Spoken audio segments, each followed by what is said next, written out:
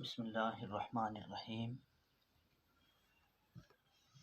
الحمد لولیہ والصلاة والسلام علی نبیہ وعلی آلہ وصحابہ المتأدبین بآدابہ قال اللہ تبارک و تعالی فی القرآن المجید والفرقان الحمید وَإِذْ قَالَ رَبُّكَ لِلْمَلَائِكَةِ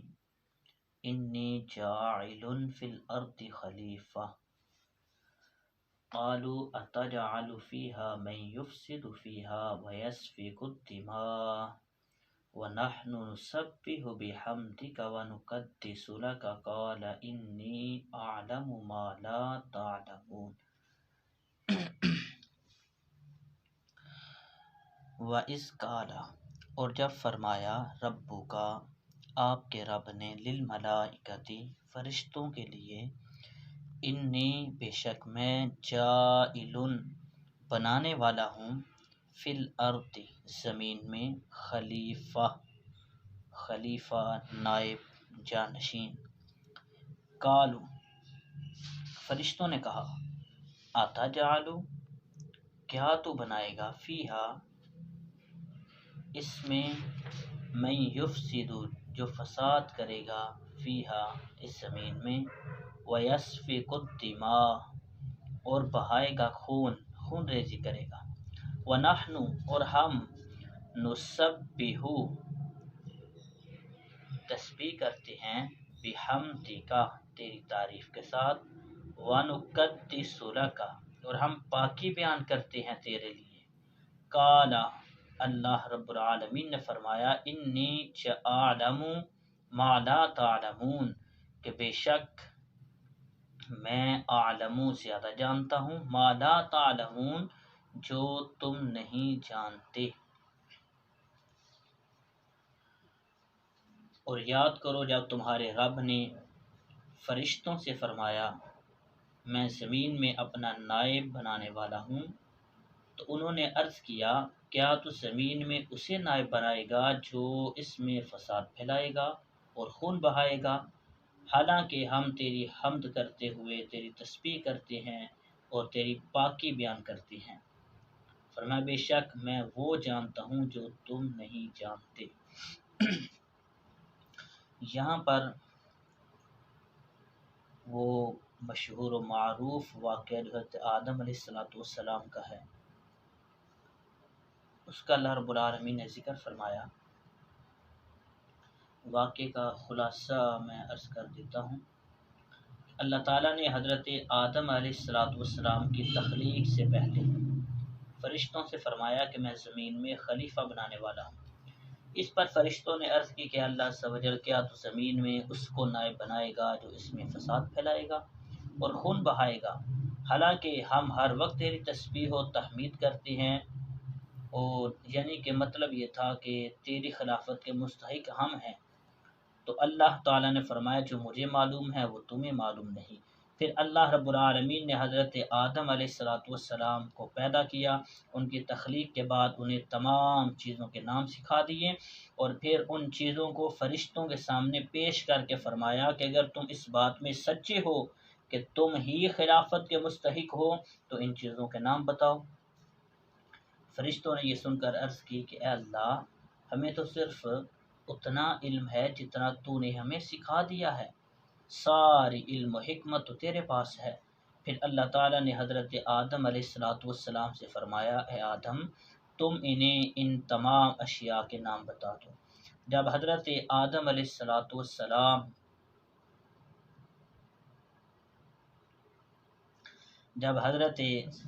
علیہ السلام نے انہیں ان اشیاء کے نام بتا دیے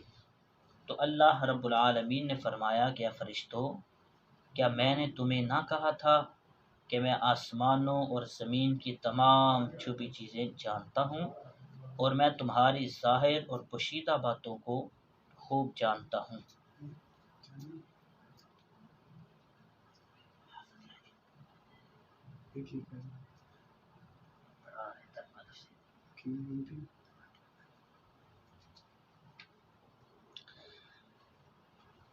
اس آیت مبارکہ میں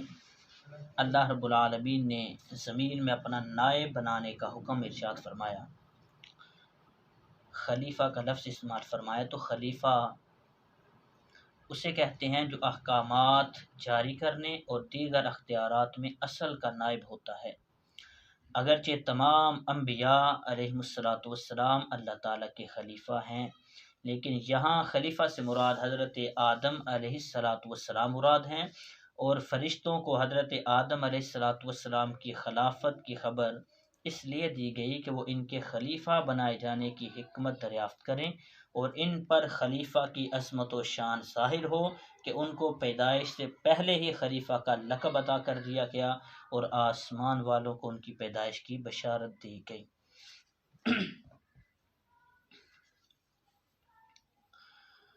یہاں پر اللہ تعالیٰ نے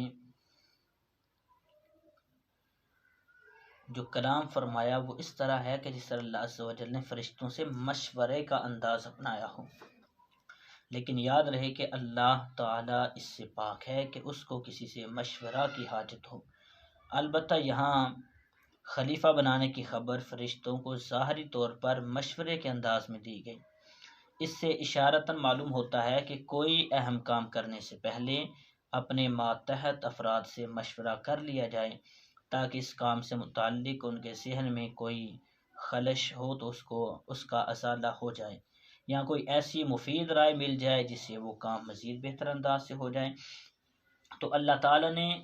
اپنے حبیب حضرت محمد مصطفیٰ صلی اللہ تعالی علیہ وآلہ وصحبہ وسلم کو بھی صحابہ کرام سے مشورہ کرنے کا حکم دیا، جس طرح کہ سورہ آل عمران میں ہے وَشَاوِرْهُمْ فِي الْأَمْرِ، اور کاموں میں ان سے مشورہ لیتے رہو۔ اور انصار صحابہ کرام رضی اللہ تعالیٰ عنہ کا وصف بیان کرتے ہوئے اللہ تعالیٰ نے فرمایا کہ وَأَمْرُهُمْ شُورَى بَيْنَهُمْ، اور ان کا کام ان کے باہمی مشورے سے ہوتا ہے۔ اسی طرح حضرت انس بن مالک رضی اللہ تعالیٰ عنہ سے روایت ہے کہ نبی کریم صلی اللہ تعالی علیہ وآلہ وصحبہ وسلم نے ارشاد فرمایا کہ جس نے استخارہ کیا وہ نامراد نہیں ہوگا، اور جس نے مشورہ کیا وہ نادم نہیں ہوگا، اور جس نے میانہ روی کی وہ کنگال نہیں ہوگا۔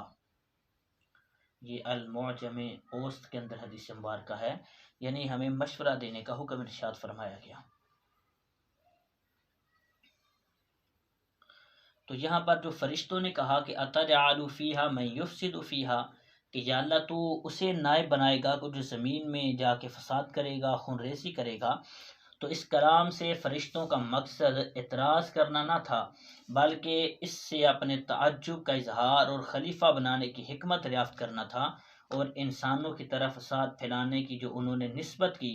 اس فساد کا علم انہیں یا تو صراحت کے ساتھ اللہ تعالیٰ کی طرف سے دیا گیا تھا، یا انہوں نے لوح محفوظ سے پڑھا تھا، اور یا انہوں نے جنات پر قیاس کیا تھا، کیونکہ وہ زمین پر آباد تھے۔ حضرت آدم علیہ الصلاۃ والسلام کے پیدا ہونے سے پہلے زمین پر جنات رہتے تھے، تو وہ آپس میں فسادات پھیلاتے، خون ریزی کیا کرتے تھے، تو اس لیے بھی فرشتوں نے کہا کہ یا اللہ تو اس خلیفہ بنائے گا جو زمین میں جائے گا تو فساد پھیلائے گا یا زمین میں جا کے خون ریزی کرے گا۔ تو اس لیے جو ہے فرشتوں نے عرض کیا کہ اتجعل فیہا من یفسد فیہا ویسفک الدماء، کہ یا اللہ تو ایسے کو خلیفہ بنائے گا جو زمین پہ جا کے فساد پھیلائے گا، خون ریزی کرے گا۔ یہ اس لیے انہوں نے یہ کلام کیا۔ تو اللہ رب العالمین نے فرمایا کہ انی اعلم ما لا تعلمون، کہ بے شک فرشتوں جو میں جانتا ہوں وہ تم نہیں جانتے، میں زیادہ جاننے والا ہوں۔ تو پھر اللہ رب العالمین نے اپنی مخلوق میں سے ایسے بندگان خدا بھی بنائے کہ جن پر پھر فرشتے بھی رش کرتے ہیں کہ یا اللہ تیری مخلوق میں ایسے عظیم بندے بھی ہیں، وہ اللہ کے انبیاء ہیں، اولیاء ہیں، صلحاء ہے، کہ اللہ تعالیٰ نے انہیں بڑی عظمتوں سے نوازا ہے۔ یہاں پر فرشتوں کے حوالے سے بھی میں عرض کر دوں کہ فرشتے ہیں کیا؟ فرشتے جو ہیں وہ نوری مخلوق ہیں اور گناہوں سے معصوم ہیں، اللہ تعالیٰ کے معزز و مکرم بندے ہیں،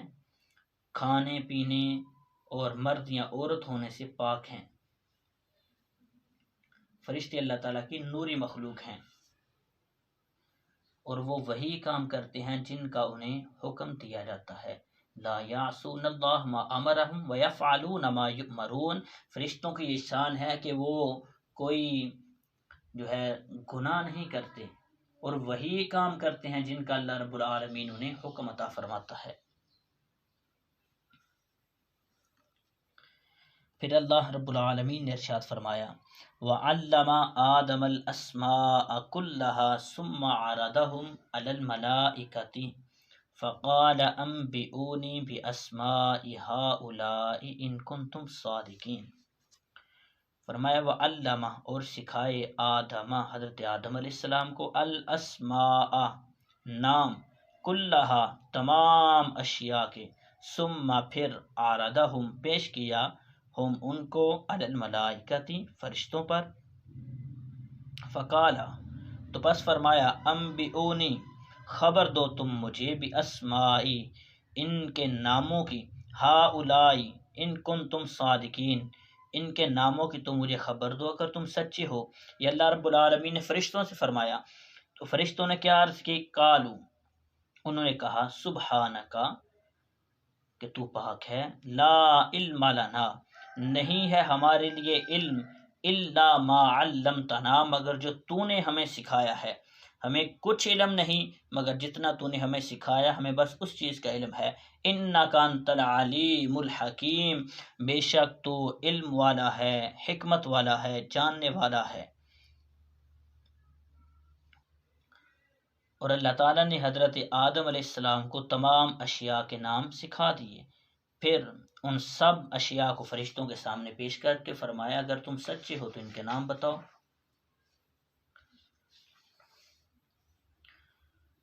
فرشتوں نے عرض کی کہ اللہ تو پاک ہے ہمیں تو صرف اتنا علم ہے جتنا تو نے ہمیں سکھا دیا بے شک تو ہی علم والا اور حکمت والا ہے. اللہ تعالیٰ نے حضرت آدم علیہ السلام پر تمام اشیاء پیش فرمائیں اور بطور الہام کے آپ کو ان تمام چیزوں کے نام کام صفات خصوصیات اصول علوم اور صنعتیں سکھا دیں. روایات میں آتا ہے کہ جو چیزوں کے نام حضرت آدم علیہ السلام کو جو اللہ تعالیٰ نے عطا فرمائے سکھائے تھے ان کی تعداد کم و بیش 6 لاکھ کے قریب تھی. 6 لاکھ چیزوں کے نام اللہ تعالیٰ نے ان کو بتا دیے.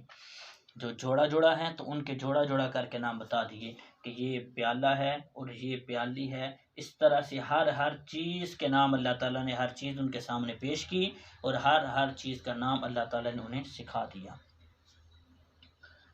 تمام چیزیں پھر فرشتوں کے سامنے پیش کر کے ان سے فرمایا گیا کہ اگر تم اپنے اس خیال میں سچے ہو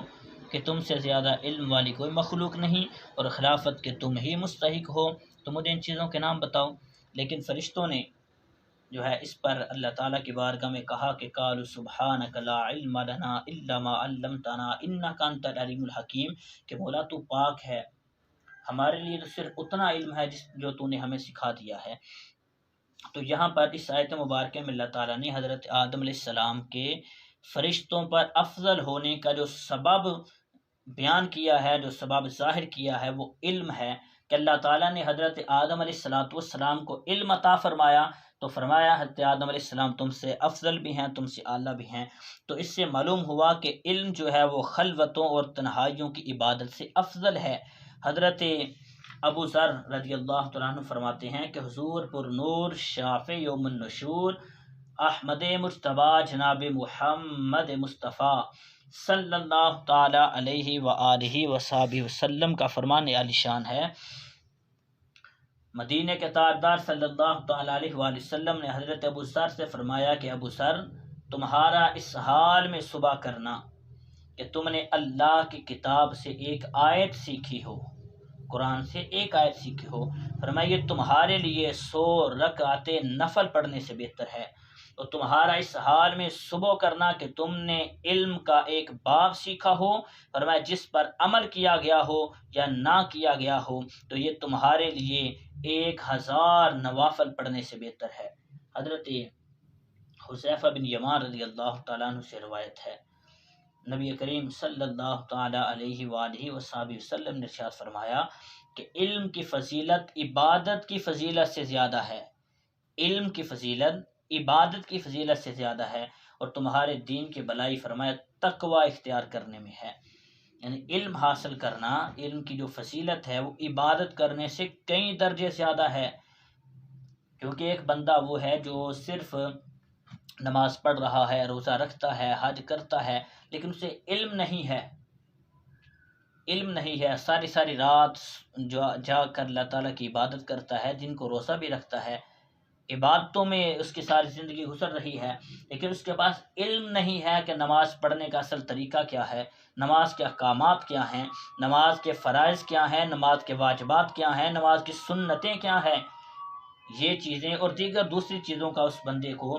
علم نہیں ہے، لیکن فقط وہ عبادت کر رہا ہے، تو مدینے کے تاجدار صلی اللہ تعالی علیہ وآلہ وسلم فرماتے ہیں کہ پھر علم کی فضیلت زیادہ ہے، کیونکہ جب ہر چیز کا علم پاس ہوگا کہ عبادت کس طرح کرنی ہے، کس انداز سے کرنی ہے، تو پھر اس علم کا جو ہے وہ عبادت جو کی جائے گی اس علم کے ذریعے سے، کہ جس چیز کا علم بھی ہوگا تو فرمایا پھر جا کے بندہ کامل عبادت کر سکتا ہے، پھر انسان کامل عبادت کرے گا جب عبادت کے ہر پہلو سے وہ واقف ہوگا، اسے علم ہوگا۔ اس لیے فرمایا گیا کہ نوم العالم افضل من عبادت الجاہل، فرمایا کہ عالم دین کا سو جانا، عالم دین کا سو جانا اور جاہل کا ساری رات عبادت کرتے رہنا، فرمایا عالم دین کا سونا جاہل کی عبادت سے زیادہ افضل ہے۔ ایک بندہ ہے جسے علم نہیں ہے لیکن وہ رات کو نوافل پڑھ رہا ہے، عبادت کیے جا رہا ہے، ایک عالم دین ہے جسے دین کا علم ہے اور وہ ساری رات سویا رہتا ہے، فرمایا اس کا سونا جو ہے بستر پہ لیٹ کے اس کا سونا نوافل پڑھنے والے سے زیادہ افضل ہے۔ انبیاء کرام علیہ الصلوۃ والسلام فرشتوں سے افضل ہیں۔ حضرت آدم علیہ الصلوۃ والسلام کے واقعہ سے یہ بھی معلوم ہوا کہ انبیاء کرام علیہ الصلوۃ والسلام فرشتوں سے افضل ہیں، اور یہ عقیدہ کئی دلائل سے ثابت ہے۔ ان میں سے 6 چیزیں میں عرض کر دیتا ہوں۔ نمبر 1 کہ حضرت آدم علیہ السلام کو اللہ تعالیٰ نے اپنا خلیفہ بنایا، اور یہ اس بات کی دلیل ہے کہ وہ فرشتوں سے افضل ہیں، کیونکہ ہر شخص یہ بات اچھی طرح جانتا ہے کہ بادشاہ کے نزدیک لوگوں میں سب سے بڑے مرتبے والا وہ شخص ہوتا ہے جو ولایت اور تصرف میں بادشاہ کا قائم مقام ہو۔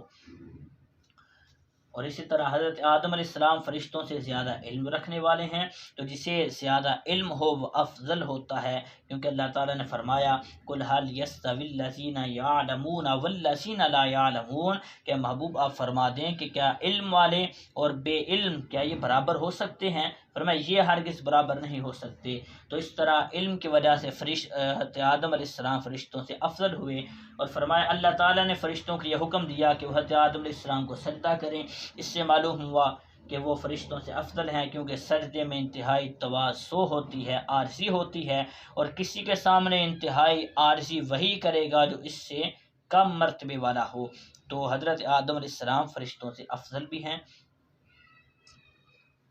پھر فرمایا گیا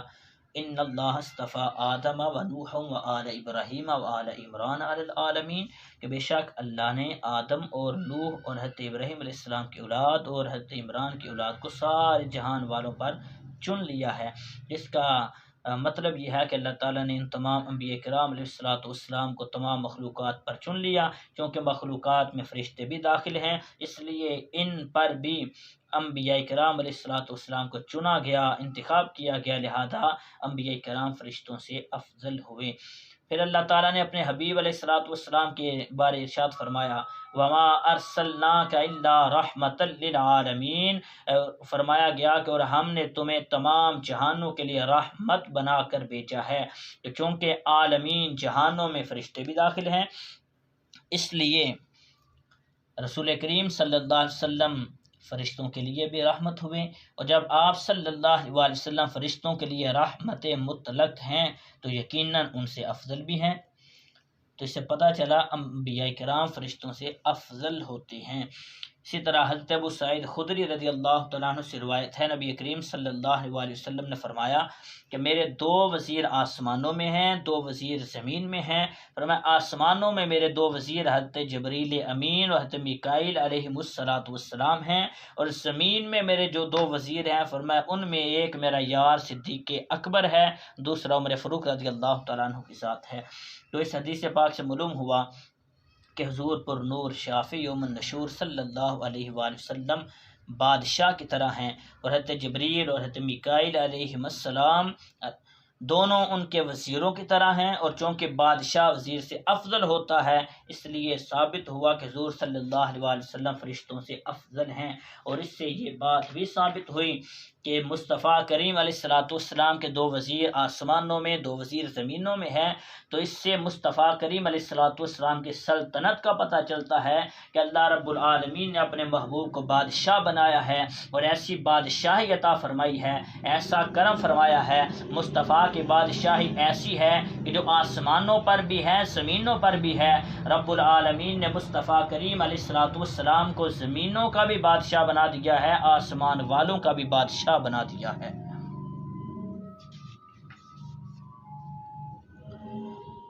اللہ رب العالمین نے فرمایا قال یا آدم انبئہم باسمائہم فلما انبأہم باسمائہم قال الم اقل لکم انی اعلم غیب السماوات والارض واعلم ما تبدون وما کنتم تکتمون۔ قال فرمایا یا آدم اے آدم انبئہم ان کو خبر دو، باسمائہم ان کے ناموں کی، ان اشیاء کے ناموں کی، فلما پس جب انبأہم خبر دی ان کو، باسمائہم ان کے ناموں کی، قال فرمایا الم اقل لکم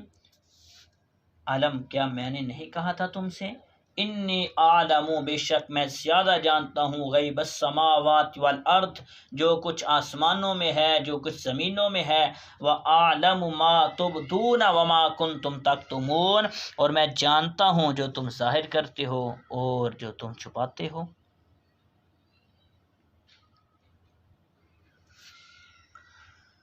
پھر اللہ تعالی نے فرمایا آدم تم انہیں ان اشیاء کے نام بتا دو۔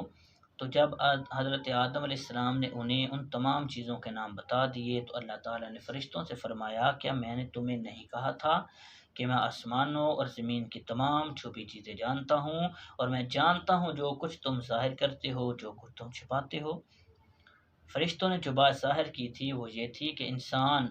فساد انگیزی اور خون ریزی کرے گا، اور جو بات چھپائی تھی وہ یہ تھی کہ خلافت کے مستحق وہ خود یعنی فرشتے ہیں، اور اللہ تعالیٰ ان سے زیادہ علم و فضل والی کوئی مخلوق پیدا نہ فرمائے گا۔ تو آیت سے یہ بھی معلوم ہوا کہ فرشتوں کے علوم و کمالات میں زیادتی یعنی کہ اس میں اضافہ ہوتا رہتا ہے۔ پھر اللہ رب العالمین نے فرمایا وَإِذْ قُلْنَا لِلْمَلَائِكَةِ اسْجُدُوا لِآدَمَ فَسَجَدُوا إِلَّا إِبْلِيسَ أَبَى وَاسْتَكْبَرَ وَكَانَ مِنَ الْكَافِرِينَ۔ وَإِذْ قُلْنَا اور جب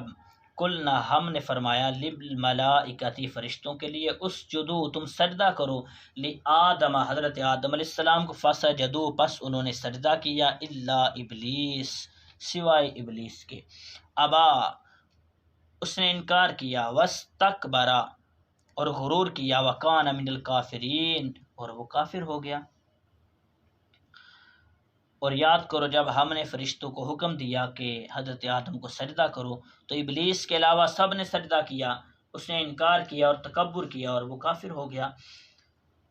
تو اللہ تعالیٰ نے حضرت آدم علیہ السلام کو تمام موجودات کا نمونہ اور عالم روحانی و جسمانی کا مجموعہ بنایا اور فرشتوں کے لیے حصول کمالات کا وسیلہ بنایا، تو انہیں حکم فرمایا کہ حضرت آدم علیہ السلام کو سجدہ کریں، کیونکہ اس میں حضرت آدم علیہ السلام کے فضیلت کا اعتراف اور اطلع فیہا کی معذرت بھی ہے۔ جو فرشتوں نے کہا تھا کہ اللہ تو ایسے کو خلیفہ بنائے گا، اطلع فیہا ایسے کو خلیفہ بنائے گا کہ جو زمین میں فساد پھیلائے گا، خون ریزی کرے گا، تو فرشتوں کو حکم دیا گیا کہ حضرت آدم علیہ السلام کو سجدہ کریں، تو اس سے حضرت آدم علیہ السلام کی فضیلت کا پتہ چلا۔ اور اس میں جو انہوں نے کہا تھا کہ یا اللہ تو ایسے کو اپنا نائب بنائے گا کہ جو زمین میں فساد پھیلائے گا، اس کی معذرت بھی ہے۔ بہرحال تمام فرشتوں کو سجدہ کرنے کا حکم دیا گیا، ملائکہ مقربین سمیت تمام فرشتوں نے سجدہ کیا، لیکن شیطان نے سجدہ کرنے سے انکار کر دیا اور تکبر کے طور پر یہ سمجھتا رہا کہ وہ حضرت آدم علیہ السلام سے افضل ہے،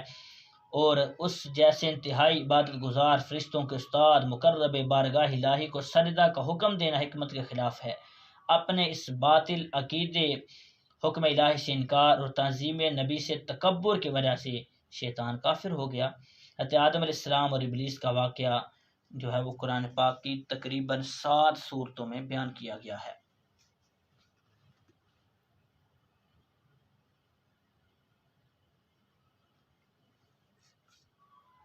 یہاں پر جو سجدہ کیا گیا حضرت آدم علیہ السلام کو، تو سجدے کی 2 قسمیں ہیں، ایک ہے عبادت کا سجدہ، دوسرا ہے تعظیم کا سجدہ۔ تو عبادت کا سجدہ کسی کو معبود سمجھ کر، کسی کو خدا سمجھ کر کہ یہ عبادت کے لائق ہے، اگر سمجھ کر جو کیا جاتا ہے وہ جو ہے انسان اس سے کافر ہو جاتا ہے۔ اگر کسی کو کوئی معبود سمجھ کے کہ یہ عبادت کے لائق ہے اسے سجدہ کرے گا تو انسان کافر ہو جائے گا۔ تو عبادت کا سجدہ کسی کو معبود سمجھ کر کیا جاتا ہے، اور تعظیم کا سجدہ وہ ہوتا ہے جس سے مسجود یعنی جسے سجدہ کیا جائے اس کی تعظیم مقصود ہوتی ہے، یعنی کسی کے سامنے جھک جانا، تعظیم کے لیے سجدہ کرنا۔ تو یہ جو ہے قطعی عقیدہ ہے، پکا عقیدہ ہے کہ سجدہ عبادت اللہ تعالیٰ کے لیے خاص ہے، کسی اور کے لیے نہیں ہو سکتا، اور نہ کسی شریعت میں کبھی یہ جائز ہوا۔ عبادت کا سجدہ صرف اللہ رب العالمین کے لیے ہے، اور فرشتوں نے جو حضرت آدم علیہ السلام کو سجدہ کیا تھا وہ تعظیم کا سجدہ تھا، اور وہ باقاعدہ پیشانی زمین پر رکھنے کی صورت میں تھا، صرف اتنا نہیں کہ وہ سر جھکایا گیا ہو، باقاعدہ سجدہ کیا گیا، لیکن وہ تعظیم کا سجدہ تھا۔ تو جو تعظیم کا سجدہ تھا وہ پہلی شریعتوں میں جائز تھا، ہماری شریعت کے اندر منسوخ کر دیا گیا، اب کسی کے لیے جائز نہیں ہے۔ لہذا کسی پیر یا ولی یا مزار کو تعظیمی سجدہ کرنا حرام ہے، لیکن یہ بات بھی یاد رہے کہ تعظیمی سجدہ کرنے والوں پر یہ بہتان باندھنا کہ یہ معبود سمجھ کر سجدہ کرتے ہیں، یہ اس تعظیمی سجدے سے بڑا جرم ہے، کیونکہ یہ مسلمانوں کو مشرک و کافر کہنا ہے۔ لہذا جو لوگ بزرگان دین کی قبروں پہ جاتے ہیں، مزارات پہ جاتے ہیں اور وہاں جا کر بزرگوں کے لیے دعا کرتے ہیں، تو اس کو جو ہے وہ برا بلا نہ کہا جائے، کیونکہ وہ جا کے سورہ فاتحہ، سورہ اخلاص، قرآن پاک کی تلاوت کر کے بزرگ کے لیے دعا کی جاتی ہے۔ تو لہذا کوئی بھی پیر ہو، کوئی ولی ہو، اسے تعظیم کا سجدہ بھی نہیں کیا جا سکتا کہ اس کے سامنے جا کے سجدہ کیا جائے، یہ بھی حرام ہے۔ تو فرشتوں نے جب سجدہ کر دیا، شیطان نے انکار کیا، تو شیطان نے جب تکبر کیا تو اس واقعے سے یہ معلوم ہوتا ہے کہ تکبر ایسا خطرناک عمل ہے کہ یہ بعض اوقات بندے کو کفر تک پہنچا دیتا ہے، اس لیے ہر مسلمان کو چاہیے کہ وہ تکبر کرنے سے بچے۔ حضرت عبداللہ ابن مسعود رضی اللہ تعالیٰ عنہ سے روایت ہے، نبی کریم صلی اللہ علیہ وسلم نے فرمایا، تکبر حق کی مخالفت کرنے اور لوگوں کو حقیر جاننے کا نام ہے۔ تکبر کسے کہتے ہیں؟ مدینے کے تاجدار نے بتا دیا کہ تکبر حق کی مخالفت کرنے اور لوگوں کو حقیر جاننے کا نام ہے۔ حضرت عبداللہ ابن مسعود رضی اللہ تعالیٰ عنہ سے روایت ہے، مدینے کے تاجدار صلی اللہ علیہ وسلم نے فرمایا کہ تکبر سے بچتے رہو، کیونکہ اسی تکبر نے شیطان کو اس بات پر ابھارا تھا کہ وہ حضرت آدم علیہ السلام کو سجدہ نہ کرے۔ اسی طرح نبی کریم صلی اللہ تعالیٰ علیہ وسلم نے فرمایا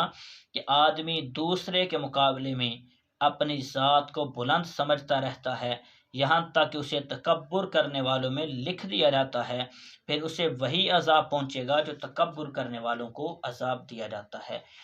پھر اللہ رب العالمین نے فرمایا، وَقُلْنَا يَا آدَمُ اسْكُنْ أَنْتَ وَزَوْجُكَ الْجَنَّةَ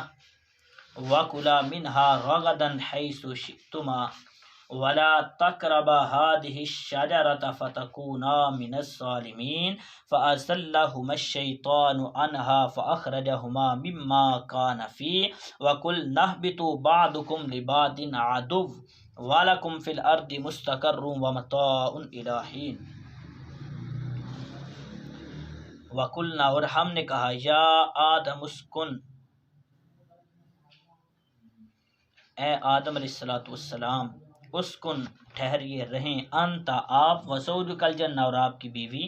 جنت کے اندر آپ ٹھہریں، وکلا منہا اور تم دونوں، منہا اس میں سے، راغدن سیر ہو کر کھاؤ، حیث شئتما جہاں سے تمہارا دل چاہے، ولا تقربا اور نہ قریب جائیں دونوں، ہذہ الشجرۃ اس درخت کے، فتکونا من الظالمین پس ہو جاؤ گے حد سے بڑھنے والوں میں سے، فأزلہما الشیطان فأزلہ پس لغزش دی دونوں کو، الشیطان شیطان نے، انہا اس سے، فاخرجہما پس نکلوا دیا دونوں کو، مما کان فی اس میں جہاں وہ رہتے تھے یعنی جنت سے، وقلنا اہبطوا اور ہم نے کہا، اہبطوا اترو نیچے، بعضکم تمہارا بعض، لبعض بعض کے لیے، عدو دشمن ہوگا، ولکم اور تمہارے لیے، فی الارض زمین، فی الارض زمین میں، مستقر ٹھہرنا ہے، ومتاع الی حین ومتاع اور نفع پانا ہے ایک مقررہ مدت تک۔ اور ہم نے فرمایا، آدم تم اور تمہاری بیوی جنت میں رہو اور بغیر روک ٹوک کے جہاں تمہارا جی چاہے کھاؤ، البتہ اس درخت کے قریب نہ جانا ورنہ حد سے بڑھنے والوں میں شامل ہو جاؤ گے۔ تو شیطان نے ان دونوں کو جنت سے لغزش دی، پس انہیں وہاں سے نکلوا دیا جہاں وہ رہتے تھے، اور ہم نے فرمایا تم نیچے اتر جاؤ، تم ایک دوسرے کے دشمن بنو گے اور تمہارے لیے ایک خاص وقت تک زمین میں ٹکانا اور زندگی گزارنے کا سامان ہے۔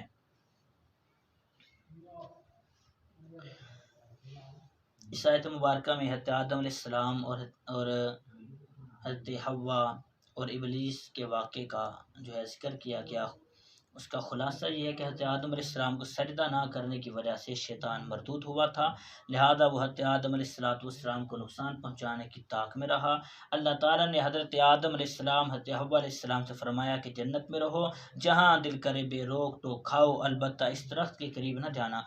شیطان نے انہیں وسوسہ ڈالا اور کہنے لگا کہ تمہیں تمہارے رب اس درخت سے اس لیے منع فرمایا ہے کہ کہیں تم فرشتے نہ بن جاؤ یا تم ہمیشہ زندہ رہنے والے نہ بن جاؤ۔ اور اس کے ساتھ شیطان نے قسم کھا کر کہا کہ میں تم دونوں کا خیر خواہ ہوں۔ اس پر انہیں خیال ہوا کہ اللہ پاک کی جھوٹی قسم کون کھا سکتا ہے۔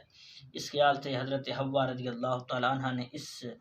اس میں سے کچھ کھایا، پھر حضرت آدم علیہ السلام کو دیا تو انہوں نے بھی کھا لیا۔ یہ خیال کیا کہ اللہ تعالیٰ کی ممانعت تحریمی نہ تھی بلکہ تنزیہی تھی، یعنی کہ حرام قرار دینے کے لیے نہ تھی بلکہ ایک ناپسندیدگی کا اظہار تھا۔ یہاں تے آدم علیہ السلام سے اجتہاد میں خطا ہوئی، اور خطا اجتہادی گناہ نہیں ہوتی۔ یہ نبی پاک علیہ السلام کا فرمان بھی ہے کہ جو خطا اجتہادی ہوتی ہے اس میں اللہ تعالیٰ ثواب عطا فرماتا ہے، وہ جو ہے گناہ نہیں۔ چنانچہ شیطان کے دھوکے کی وجہ سے انہوں نے اس ممنوع درخت کا پھل کھا لیا، اور پھل کھاتے ہی ان کے پردے کے مقام بے پردہ ہو گئے، اور وہ اسے چھپانے کے لیے ان پر پتے ڈالنے لگے۔ اس وقت اللہ تعالیٰ نے فرمایا کہ کیا میں نے تمہیں اس درخت سے منع نہیں کیا تھا، اور میں نے تم سے یہ نہ فرمایا تھا کہ شیطان تمہارا کھلا دشمن ہے؟ اس کے بعد حکم الہی ہوا کہ تم زمین پر اتر جاؤ، اب تمہاری اولاد آپس میں ایک دوسرے کے دشمن ہوگی اور تم ایک خاص وقت تک زمین میں رہو گے۔ زمین پر تشریف آوری کے بعد حضرت آدم علیہ السلام ایک عرصے تک اپنی لغزش کی معافی مانگتے رہے، حتیٰ کہ آپ علیہ السلام کو اللہ تعالیٰ کی طرف سے چند کلمات سکھائے گئے۔ پھر جب حضرت آدم علیہ السلام نے ان کلمات کے ساتھ توبہ و معافی کی، درخواست اللہ کی بارگاہ میں کی، تو وہ توبہ اللہ تعالیٰ نے قبول فرما لی۔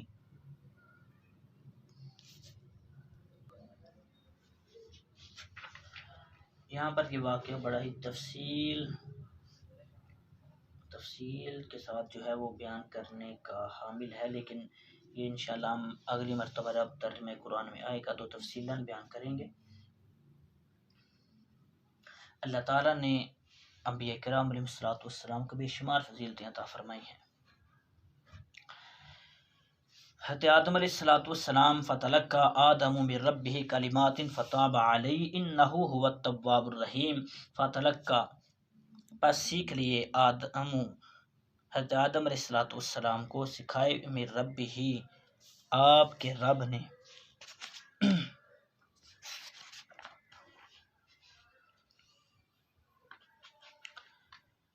حضرت آدم علیہ السلام نے اپنے رب سے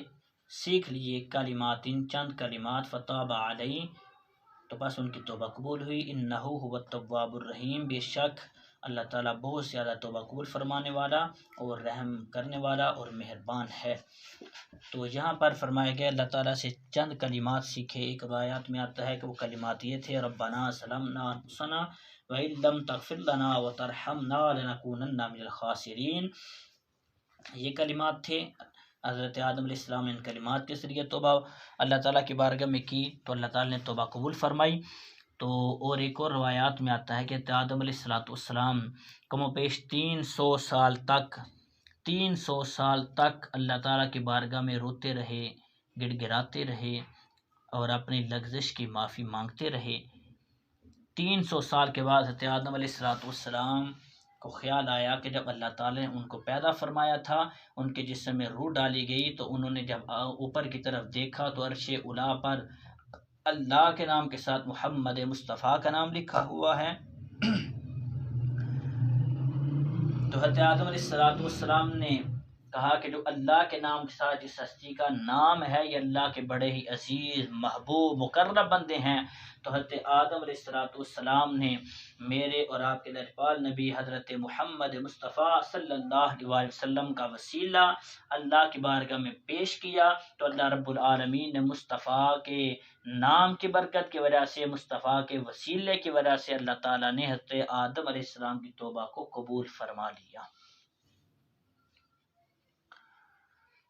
اور یہی وجہ ہے کہ جب حضرت آدم علیہ السلام نے اپنے بیٹے حضرت شیس علیہ السلام سے فرمایا کہ شیس جب بھی اللہ کا ذکر کرو ساتھ مدینے والے مصطفیٰ محمد مصطفیٰ کا ذکر بھی کرنا. انہوں نے وجہ پوچھی تو حضرت آدم علیہ السلام نے فرمایا کہ یہ وہ نام ہے کہ جب مجھے پیدا کیا گیا میں نے عرش اولیٰ پہ دیکھا اللہ کے نام کے ساتھ محمد مصطفیٰ کا نام لکھا ہوا ہے. فرمایا مجھے جنت میں بھیجا گیا، جنت کے دروازوں پہ اللہ کے نام کے ساتھ محمد مصطفیٰ کا نام لکھا ہوا ہے. فرمایا میں جنت میں جب چلا گیا جنت کے درختوں کو دیکھا، ہر درخت پر اللہ کے نام کے ساتھ محمد مصطفیٰ کا نام لکھا ہوا ہے. فرمایا میں نے درختوں کے پتوں کو دیکھا تو درختوں کے ہر پتے پر اللہ کے نام کے ساتھ محمد مصطفیٰ کا نام لکھا ہوا ہے. فرمایا کہ میں نے جنت کی حوروں کو دیکھا، ان کی پیشانیوں پر ان کے سینوں پر محمد مصطفیٰ کا نام لکھا ہوا ہے. فرمایا میں نے جنت کے بالا خانے کھڑکیوں کو دیکھا تو وہاں بھی اللہ کے نام کے ساتھ محمد مصطفیٰ کا نام لکھا ہوا ہے. فرمایا کہ میں نے جنت کے دروازے دیکھے، جنت کے جب کونے دیکھے تو فرمایا وہاں بھی اللہ کے نام کے ساتھ محمد مصطفیٰ کا نام لکھا ہوا ہے. تو اللہ رب العالمین نے اس سے یہ بھی پتہ چلا کہ جنت کے ہر دروازے پہ، ہر درخت پہ، جنت کے بالا خانوں پہ، ہر جگہ پہ اپنے نام کے ساتھ محمد مصطفیٰ کا نام لکھ کر لوگوں کو یہ پیغام بھی دے دیا ہے اور یہ بات بھی سمجھا دی ہے. فرمایا کہ جو مصطفیٰ سے پیار کرنے والا ہوگا فرمایا رب اسے ہی جنت عطا فرمائے گا. فرمایا کہ لوگوں جو تمہارا دشمن ہوتا ہے فرمایا تم اسے اپنے گھر میں داخل نہیں ہونے دیتے، تم اپنا گھر بناتے ہو، مکان بناتی ہو، باہر تختی لکھ دی جاتی ہے کہ یہ فلاں چودھری کا گھر ہے، فلاں ملک صاحب کا گھر ہے، یہ فلاں شخص کا گھر ہے. فرمایا میں نے جنت بنائی ہے، وہاں پہ ہر جگہ پہ اپنے نام کے ساتھ آمینہ کے لال محمد مصطفیٰ کا نام لکھ کر میں نے یہ واضح کر دیا ہے کہ لوگوں تم اپنے گھروں کے مالک ہو، اپنی چیزوں کے مالک ہو، لیکن فرمایا میرا محبوب محمد مصطفیٰ فرمایا اسے میں نے آسمانوں پہ بھی بادشاہی عطا فرمائی ہے، زمینوں کی بادشاہی بھی عطا فرمائی ہے، مصطفیٰ کو جنت کا مالک بھی بنا دیا ہے. اور فرمایا جو مصطفیٰ سے پیار کرے گا وہی جنت میں داخل ہو سکے گا. اللہ پاک ہم سب کو آقا کریم علیہ السلام سے محبت کرنے کی توفیق عطا فرمائے. مدینے کے تاجدار صلی اللہ علیہ وسلم کی پیاری پیاری سنتوں پر عمل کرنے کی توفیق عطا فرمائے، آقا کریم علیہ الصلوۃ والسلام پر ذکر، آقا کریم علیہ الصلوۃ والسلام پر درود و سلام، اور آقا کریم علیہ الصلوۃ والسلام کی نہایت اعلیٰ بارگاہ کے اندر با ادب رب ذوالجلال ہم کو حاضری نصیب فرمائے۔ اللہ عز و جل ہمیں دنیا میں رہتے ہوئے آقا کریم علیہ الصلوۃ والسلام